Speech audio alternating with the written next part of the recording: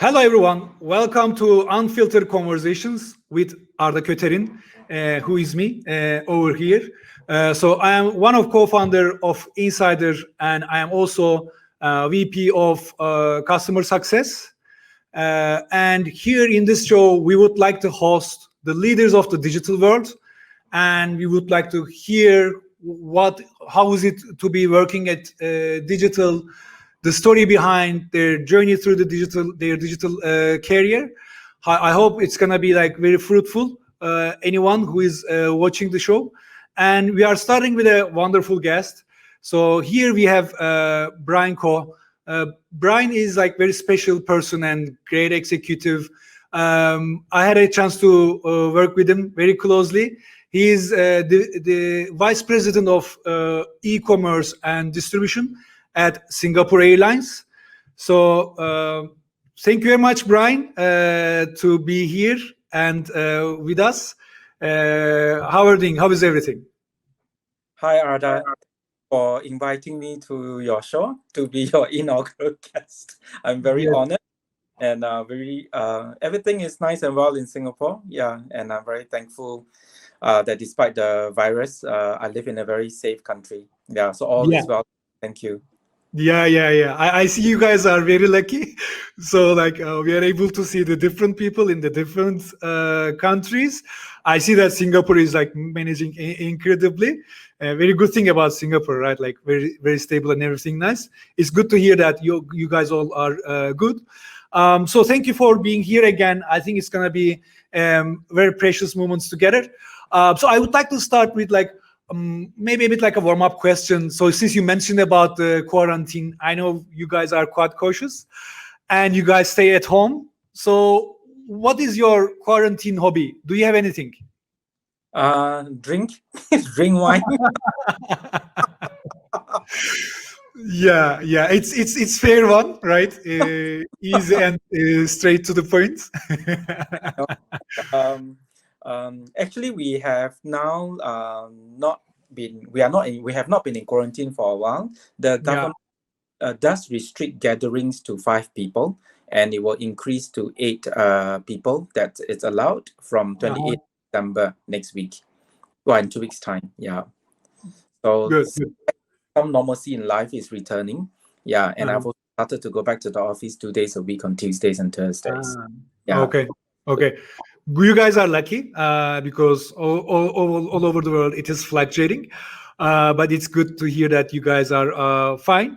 So I would like to start with like one question that I'm also curious. We had a chance to talk a couple of times, but I think audience will benefit of this experience. So like, how did you start and get into the e-commerce in the first place? What's the story there? Yeah, I never had any interest in e-commerce. Yeah, but I work for Singapore Airlines, and we have a rotation policy for our executives. I've been with the airline for 23 years, and 7 years ago, my boss asked me to go to his office one day and said that, well, the manager who was in charge of direct sales, which we call direct selling on the website then, he's resigned. And his team was asked, I asked his team, who do they like to be their boss? And they nominated me to become their new manager.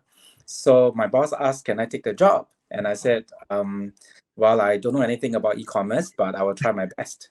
So that's how I ended up being, that's kind of got into e-commerce, and I started to love it very much. Yeah. I think it's very nice story because like I feel that especially in the corporates, the executives who are like dealing with the digital and e-commerce, they're all migrated from the core of the business, right? So you are the same. So I think duty called, and you guys jump in there. It's very nice. So you told that you enjoy it now, but like, how was it in the first sight? You didn't know anything, and you started to work with the team, etc. How was this after the first 6 months? Yeah, I was both stressed and excited. I would say I was very stressed because there was a lot of things I didn't understand, but I spent a lot of time reading up and researching. on what it was all about and understand a bit of how technology, especially business technology, works. Yeah, but I was very excited about the possibility Yeah. that came with that transition from a direct selling mindset, a direct sales mindset, right? Mhm. Very transactional, to one that is more holistic e-commerce Mhm. and possibilities that came with it. Yeah, so in 6 months we have already put together like a blueprint of the things we wanted to do. Yeah, so that was very exciting. Yeah. Yeah, it sounds like exciting, and also like I admire people who are able to learn in every age, because it is the core. And after years of experience, people like learning, but sometimes they just like lost those muscles to learn Yeah. and pick up. So this is I admire a lot, like curiosity and diving into the new field. So I also regard my all of my customers as entrepreneur, because the story is like quite entrepreneurial, right? So you Yeah. guys jump into something that you don't know well, not very well defined, and you need to just struggle with the maybe lower budgets and everything. It's quite good start of this journey. Thank you very much for sharing this. So one follow-up question of this, like now, like how is it going in terms, like how is your most difficult moments, and what's most joyful about your regular day? So how you are managing this now? Um, I really wake up happy every day because that's a choice that, and I believe happiness is a choice. And when you're happy, then nothing is too difficult. Yeah. So I think we often talk about us living in the VUCA world today, where it's volatile, where it's uncertain, where it's complex, where it's ambiguous. I think embracing change is today a daily affair. Technology is sprouting out new things every day. There are new products being built. People share new stories on Instagram, on Facebook. There's a lot of new things happening every day. New content get published. Yeah, and the world seems to be changing at such a fast pace. Yeah, so I think we need to wake up every day and say, I'm going to embrace all this change. Yeah, and you cannot see that as being difficult. Yeah, because once you resist it, it becomes Yeah. difficult. So not resist that. Yeah. And the most joyful thing for me about every day is when I end the day with a nice glass of wine and I sit back. Okay, we know the gift now after the after the second touch, the message taken. Cool, cool. But I agree that like getting chill after a tough day and like feel what you have done during the day, because it is quite chaotic, right? So many things happening in many front. So sometimes you even don't know if it's good, if it's bad, etc. You just have this sense of let's say maybe like ending the tough day. And also like I have one test question, and I plan to ask this to every guest. So like in average, how many tabs are opened in your browser in a day? At any one point in time, maybe I have 4 or 5 at the most. 4 or 5. Correct. Okay. I don't multitask very well. So when I see very young people in my team and they have like 20, 30 things open and they can just, click here and there. Yeah, I don't belong to that generation. I focus on that I want to get done. Yeah, and when that's done, I go back and extract new things to do. Yeah, so not a But lot. it's a great advantage, because it's like the multitasking, as I know, as I follow, it's already proven to be inefficient. So it's Yes, not suggested at all. And correct. when you say like 4 or 5, oh God, like I need to decrease the number of the tabs I have. Actually, I'm specialized on the like new windows, not the tabs. So I have many browsers rather than the tabs. So there's a optimization required. But I really like the wisdom behind your thoughts, Brian. Really, especially about happiness, how it is becoming a joy.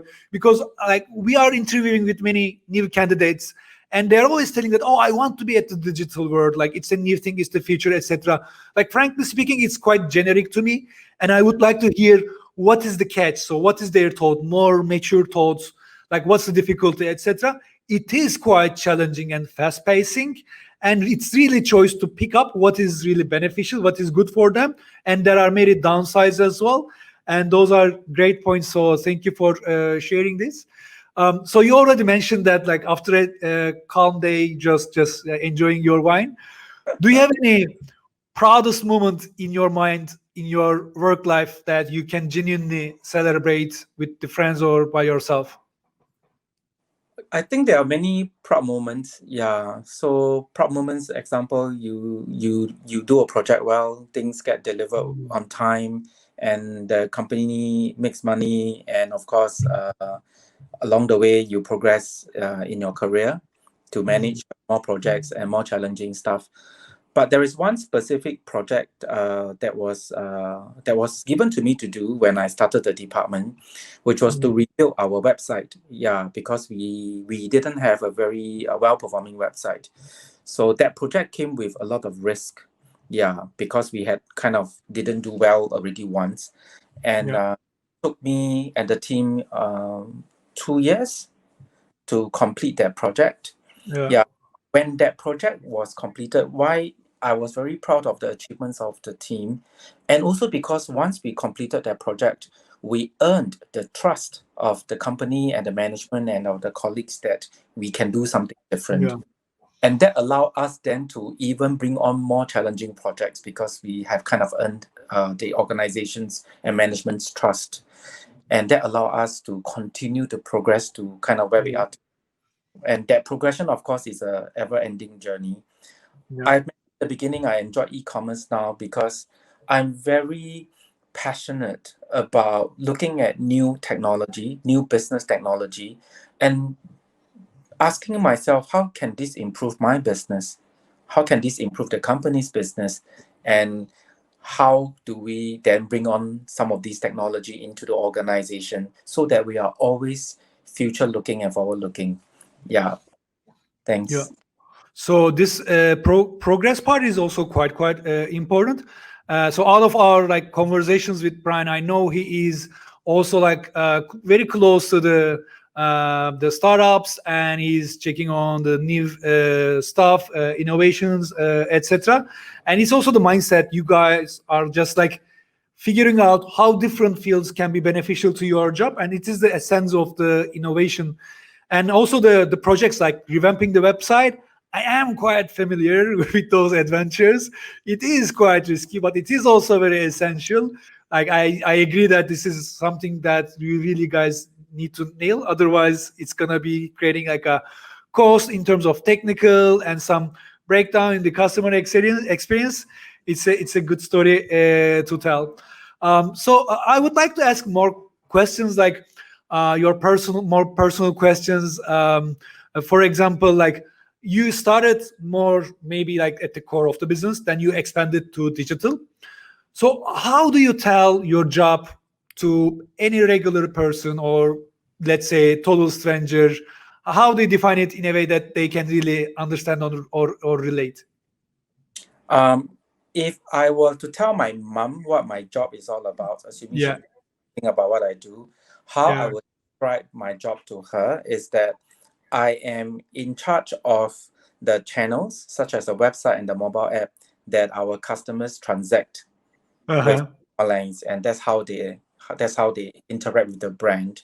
And my job is to build a very highly user-friendly front end, the website and the mobile apps, so that when they use it, it is so seamless.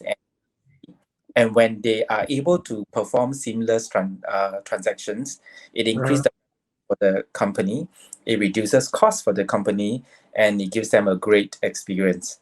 So in short, that's how I describe my job. But I think it's quite comprehensive and explanatory. Only thing, what I learned, like it is okay how you deliver it, but real test is how they are delivering to the others. So if you ask your mom how she is delivering this information, it is sometimes like very basic. Oh, they're just selling the tickets, or like they're just selling this. It is the real test. Like if they really capture that, but it's really tough, like to tell a stranger, especially when it is more innovative. It's more about the technology, etc.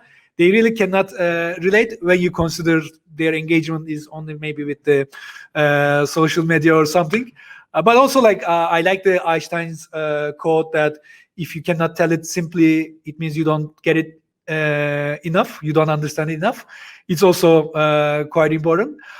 So when it comes to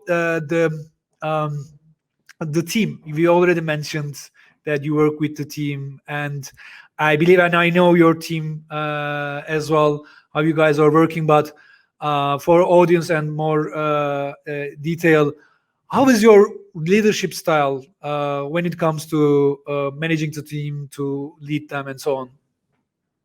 I think personally, I like to be a very personable and approachable leader. And I think that's very important. You must be personable, approachable, and also be very caring to your people. Yeah, dealing with humans after all. Because when people find you approachable and personable, they have no fear to come and talk to you. Mm. When they encounter problems or when they have challenges, professionally or even on the personal front, they'll be willing to come and share with you. Then you are always aware of what is happening on the ground. And when communication channels are open, you essentially build trust with the team. And once that is built, it forms a very strong foundation for sometimes difficult conversations to happen. Yeah. Because people can at times disagree, or when they have failed and they don't feel good about their failure, or they don't feel good that they weren't able to solve a problem. Yeah. But when you have built the trust and you allow an open communication, people come and talk to you, and then you can begin to have difficult conversations and also collectively make difficult decisions together. Yeah. I think essentially building a trusting team with a lot of personableness and being approachable will be my Yeah. style. Yeah. We great points, and I guess like I totally share this value of trust, and I think it's also very hard to break this in an maybe like a big corporate such like Singapore Airlines. Of course, I don't know how it is inside, but in the end, like the many corporates are having this like more layers, naturally more hierarchy, and maybe some of the people are like taken for granted. They are accepting this hierarchy, and also it brings the transparency, right? Like when you just like build the trust and more transparent, and you guys are connecting more, and then you're becoming a team. Otherwise, everybody's just checking out how they can just make their best, but not for the behalf of the team. Very nice point. So like what is your admiration? So like, do you have anybody as a role model, or you are more admiring? Where's the source of this wisdom, Brian? I admire our founding father of Singapore a lot. Our ex-prime minister, who was the first prime minister of Singapore, Mr. Lee Kuan Yew.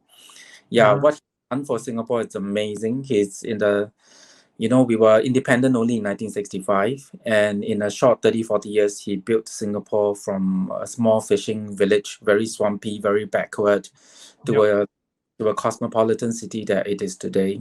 His vision, his hunger, his entrepreneurial spirit, his do attitude, and the systems that he put in place for the country, whether it's the defense system, whether it's the educational system, whether it's the system, and we largely have a that is functioning very well and very forward looking. And this is very amazing because Singapore has no natural resources. But yet we can become such a rich country and well-regarded country in the world, and therefore also build a very strong airline, a very strong container port, and so on and so forth. Multiple achievements for the country. But all these are built on the very strong foundations that he has built. So he is my utmost role model that I look up to since I was young. Because he allowed generations of people, my parents' generation, my generation, and the next generation, to live in peace, in harmony, and with a lot of political safety and economic possibility as well. I think that's so difficult to achieve. And COVID was one of these events that helped me understand further how strong the foundations that he has built, because it has allowed us to stay safe, and it has allowed us to still become people were not like jobless because the country could support us. So So an event like COVID really made me see that even more and made me admire him even more. So he's my utmost person I admire most, Mr. Lee Kuan Yew. Yeah. Thank you. So then it is my homework to know more about your like first prime minister. I really like. I don't know him. I would like to check because I have this habit when I am just traveling somewhere. I am trying to learn like the history and the people. I know the history of Singapore, but I didn't just like check that specifically. But when I'm just like coming to Singapore, I always admire by this. Like this is like very, as you mentioned, like the sources, everything is like very limited, and you guys are doing amazing job. And I always like catching up with like some of the news. Singapore is like getting higher in the GDP, in the education, in the safety, in everything. It's amazing story. It also gives the chance of also the entrepreneurs, as you mentioned. You can do a lot with very very limited sources. Even it turns to an advantage because you know how to manage the limited sources and do the best. And if you have more, you are doing way better, performing way better. It's very good example as you mentioned. I think it's a great inspiration. Thank you for sharing this. So also another personal question, Brian. So I'm also curious about like any movie or book best tells the human story. Um, I have quite a few favorites, but I think the most favorite one would be the Shawshank Redemption. Yeah. Yeah, not quite sure if you know this movie, but I think it was in the mid-90s. There's this Yeah. movie about this guy who got wrongly put in jail, and then Yeah. he did, and eventually, he got his freedom, and he Yeah. also managed to put justice in place. Yeah, Yeah. that was a very great movie on the never dying human spirit. Yeah. Yeah. Yeah. So resisting and also like finding the guts and the hope in very, let's say, worst environment, one of the worst possibly. It's good and very, especially when you just related with COVID, like we're in a tough situation as many nations, and the hope is not just like for promise for the future, but also something keep you awake and succeed. Great story, Brian. So one of my last question is about today. So like, how was your like last quarter, and what was the biggest challenge that you need to just keep moving and keep fixing? How was the last quarter? Yeah, I think in general, this year has been very tough. Yeah. And when the crisis happened, we were hoping for a V-shaped recovery because that time nobody understood the virus. Yeah. But as the virus situation continued, I think all the airlines and all the travel industry was very crippled. Last quarter, of course, we have not recovered and things remain very fluid. Yeah. I think we are now a bit joyed by the fact that vaccine has started to go around the countries, and we Yeah. hope to have a successful vaccine story. I remain Yeah. hopeful 2021 will be a better year. In terms of challenges, even though you're not flying, right, there's still a lot of things you need to do on your front-end channels because that's where our customers interact with us. We have to give them updated information, whether it's Mhm. on refunds, on where they could travel to, what are the border policies. So you still do a lot of work, but you don't get Yeah. a lot of business. Yeah. So you spend a lot of time, updating things and trying to keep your customers informed. But it doesn't mean that you are flying like the pre-COVID days, with load factors of 85%. Yeah, so you're still in a loss-making business and revenue is hard to come by. So that it's really very challenging. And Yeah. with how do you keep people's morale up and keep the team together? The Yeah. other that we had to adapt, of course, was working from home for a prolonged period of time, right? Not seeing our colleagues, but having to collaborate, getting used to modern technology. Yeah. For example, I had a problem trying to log on to this interview today using my laptop, but it was not allowed by my company security Yeah. policy. So I had to plug in my work, right? So Yeah. are things that you continue to adapt to, learning to use Teams and all this. Yeah, I wouldn't say there are big challenges, but again, we have to wake up every day to embrace change, like I said in the beginning, because every day presents a new challenge. And every day presents also new possibilities of learning, of personal growth.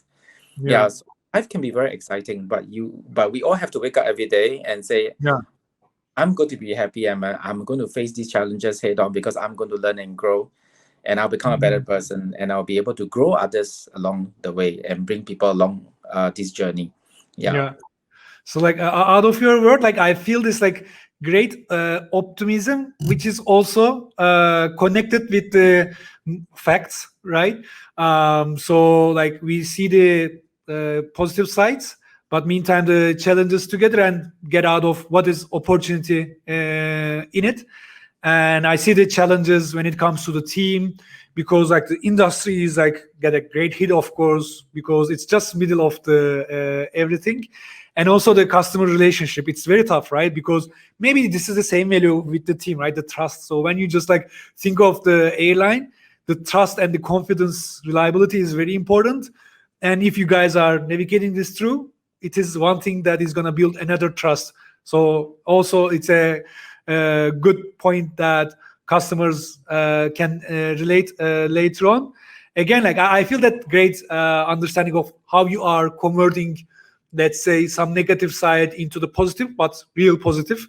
It's great to hear that, and I think it's quite inspiring. I hope everyone enjoy the conversation, and I really appreciate all the sharings, Brian, and all the wisdom. I always enjoy, and it's my joy to share it with the others now. It's my pleasure. Thank you very much for joining us today. And let's do the best in this like COVID times and celebrate together later on. It's my pleasure to be on your show, and thank you very much for inviting me. And please keep well and stay safe. Yeah, thank you very much. You're welcome.